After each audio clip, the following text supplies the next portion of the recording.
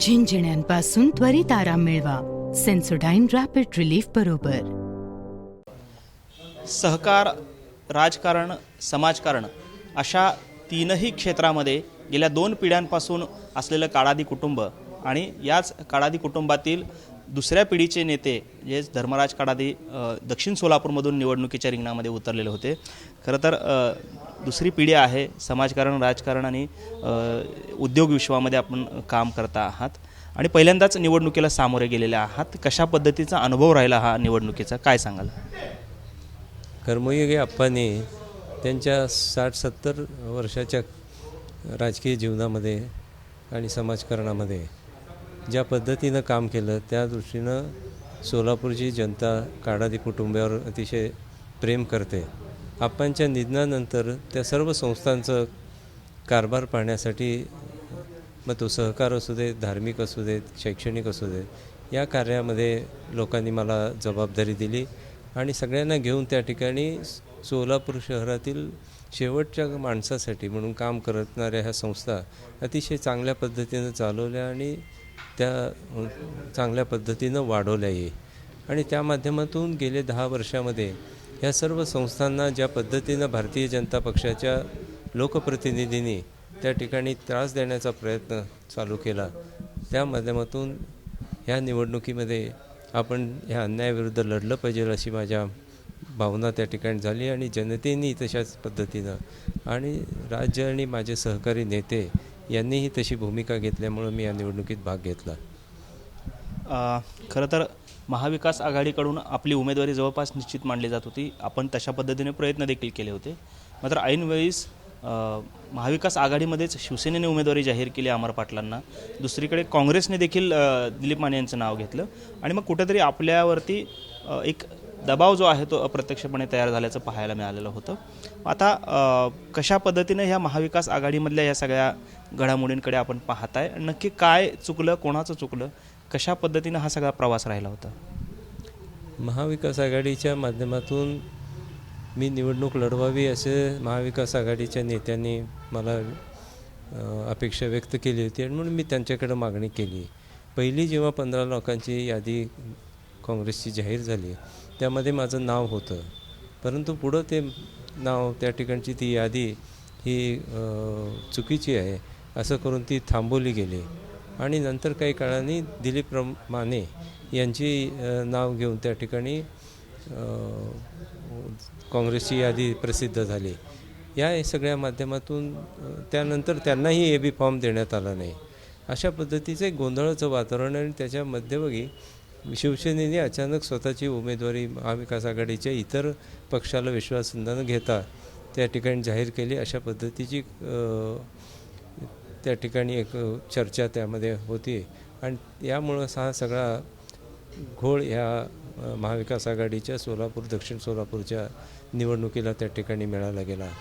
आणि त्या माध्यमातून जेव्हा माझं दिलीपराव माने यांचं तिकीट जाहीर झालं किंवा त्यांची उमेदवारी जाहीर झाली तेव्हा मी काही होणार नाही अशा पद्धतीनं मी आधीच सांगितलं होतं की महाविकास आघाडीचे जे नेते आहेत, शरद पवार असू देत, सुशीलकुमार शिंदे असू देत, हे जे या भागात माझ्याबद्दल निर्णय घेतील ते उभारा म्हणले तर कुठल्याही पक्षाकडनं मी उभारतो, ते नको म्हणले तरी मी शांत राहतो.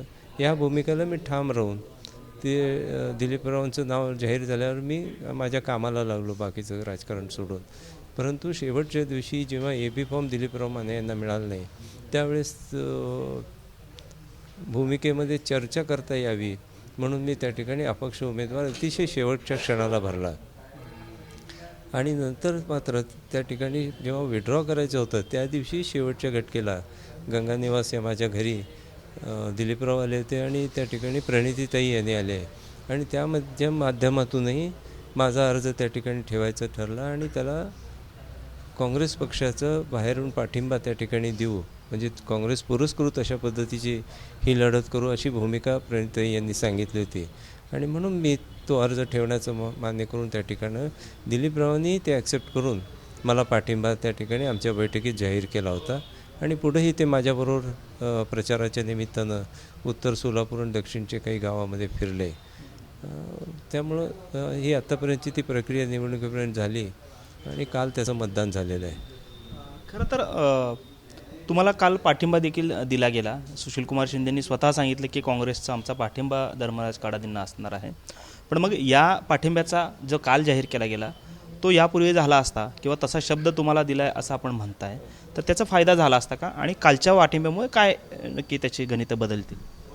हो, 8 दिवसापूर्वी अशा पद्धतीचा निर्णय जर जाहीर झाला असता काँग्रेस पक्षाकडनं की मी काँग्रेस पुरस्कृत उमेदवार आहे, तर त्याचा परिणाम अजून चांगला झाला असता. काल अचानक झाल्यामुळं किती तो लोकांपर्यंत पोचला, लोक कुठं ना कुठं इतर पक्षाशी इतर कार्यकर्त्याशी जोडले गेलेले असतात. त्यामुळे शेवटच्या घटकेला तेही निवडणुकीची प्रक्रिया मतदानाची प्रक्रिया सुरू झाल्यावर गेले. पण जे काही झालं तेवढ्या काळात जेवढे कन्वर्ट होणारे असतील तेवढे साहेबांच्या विचाराने की आणि काँग्रेस पक्षावर विश्वास ठेवणारी मंडळी यांनी माझा पाठिंबा दिला असणार किंवा मला मतदान केलं असणार. काल खरं तर काँग्रेसने आपल्याला पाठिंबा जाहीर केल्यानंतर शिवसेना ठाकरे गटाच्या नेत्यांनी प्रणिती शिंदे असतील, सुशीलकुमार शिंदे यांच्या प्रतिमेला जोडे मारो आंदोलन केलं गेलं. काय वाटतं ह्या सगळ्या या घटनाक्रमांमुळे काय नक्की कोणाची चूक आहे किंवा काय अपेक्षित आहे?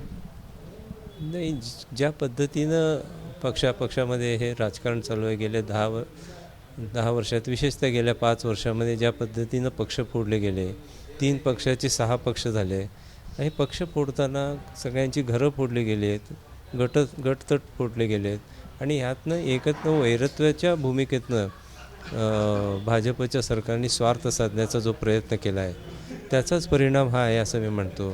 कुठल्या थरावला जाऊन एकमेकावरती राजकारणामध्ये टीका केली पाहिजे याच्या मर्यादा राहिलेल्या नाहीत. यापूर्वी आपण पाहिलं असेल महाराष्ट्रातल्या सगळ्यांनी म्हणजे सगळ्याच पक्षांनी एकमेकावरती जे खोकेधारक आहेत अशा पद्धत 50 खोक्याच्या माध्यमातून गट तोडले गेले असं जे काही आरोप झाले त्यामध्ये मनं एवढी तुटलेली आहेत की ते एकमेकाला कुठल्याही पातळीवर जाऊन टीका टिप्पणी करत आहेत. आणि काल जे झालेला प्रकार आहे तो तशाच पद्धतीचा आहे असं मला वाटतं. शिंदेसाहेबांनी जे काही आधी ठरलं होतं त्यातलाच भाग शेवटच्या घटकेला हा जाहीर केला आहे. पाहूया 30 तारखेला त्याचा काय परिणाम होतो. परंतु ज्या पद्धतीचं काही असलं तरी या अशा पद्धतीचं खालच्या थराला जाऊन जर राजकारण होता कामा नये.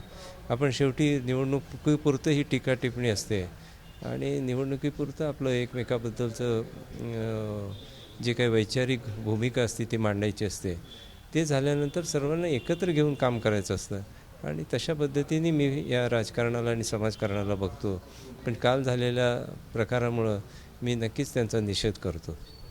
साहेब, खरं तर आता महत्त्वाचा मुद्दा असा आहे की दक्षिणमध्ये जातीय समीकरणं जे आहेत या संपूर्ण निवडणुकीमध्ये ते खूप त्याचं प्राबल्य असल्याचं पाहायला मिळतं. विशेषतः लिंगायत समाज हा बहुल आहे, तो अधिक आहे, सर्वाधिक आहे.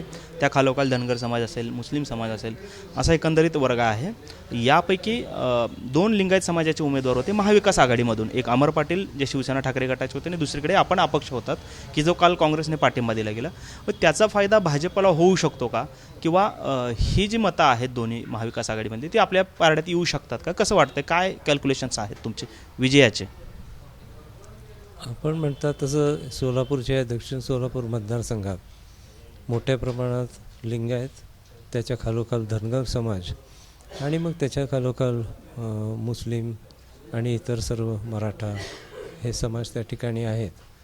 या निवडणुकीच्या माध्यमातून आपण समाज रचनेवरतीच फक्त बघून राजकारणात पुढं गेलं पाहिजे अशा विचाराचा मी नाही आहे. तो महत्त्वाचा भाग जरी असला तरी आपल्याला सर्व समाजाला एकत्र घेऊन पुढं काम करायचं असतं. त्यामुळे नुसतं समाज म्हणून आपण जर काम करू लागलो तर मला वाटत नाही ते आपण व्यवस्थिशीर काम करू शकू. आणि म्हणून या निवडणुकीच्या निमित्तानं मी हे सातत्यानं मांडत आलो आहे की आपल्याला सोलापूरच्या विकासासाठी आपल्याला पुढं जायचं आहे. आपल्याला जो त्रास होतो आहे त्याच्या विरोधात ही लढाई आहे, परिवर्तनाची गरज आहे. हे सगळं जे मांडत आलो आहे ते लोकांना ॲक्सेप्ट होतं आणि म्हणून त्यांनी जिथं जाईल तिथं माझं अतिशय चांगल्या पद्धतीनं स्वागत केलं, प्रेम दिलं. आणि मतदानाच्या माध्यमातूनही जर ते रूपांतरित झालं असेल तर 23 तारखेच्या रिझल्टमध्ये आपल्याला ते दिसेल. माझी अपेक्षा आहे की त्या पद्धतीचंच प्रेम हे कुठल्याही जातीचा, धर्मराज हा लिंगायतच आहे म्हणून कोणी फक्त मला मतदान करतील याबद्दल विश्वास नाही. आणि माझा विश्वास आहे की सगळेजणच माझ्यावरती, सगळ्या जाती धर्मातले लोक, मुस्लिम लोकांनी किती मोठून माझ्यावरती कशा पद्धतीनं स्वागत केलं बघितलं तर मला अतिशय भावनांश मी त्या ठिकाणी झालो आहे. म्हणजे एक मायनॉरिटी समाजातली लोकही आपल्याला तशा पद्धतीने ॲक्सेप्ट करतात, ही मोठी गोष्ट आहे असं मला वाटतं.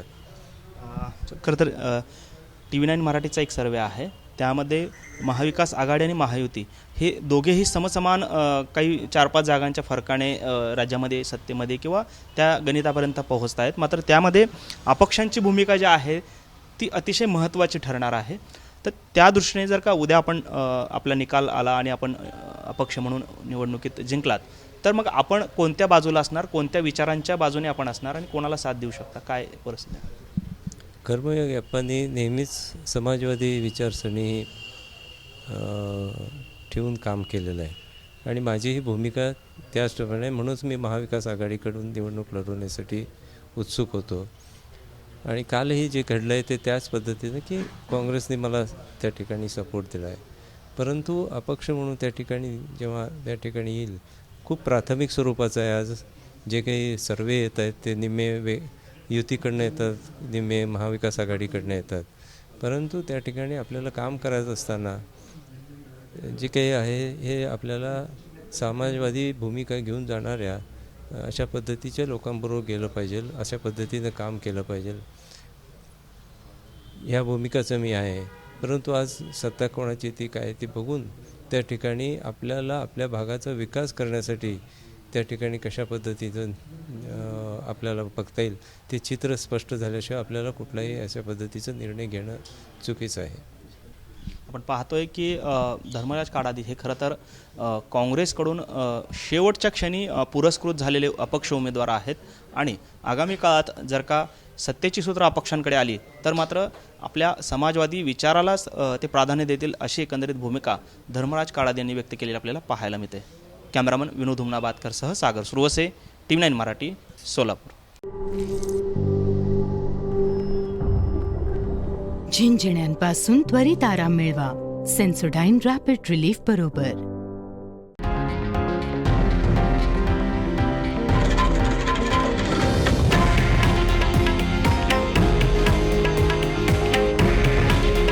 हे आहे देशातील नंबर 1 न्यूज नेटवर्क आणि आपण पाहत आहात TV9 मराठी. काळजी तुमची, हित महाराष्ट्राचं.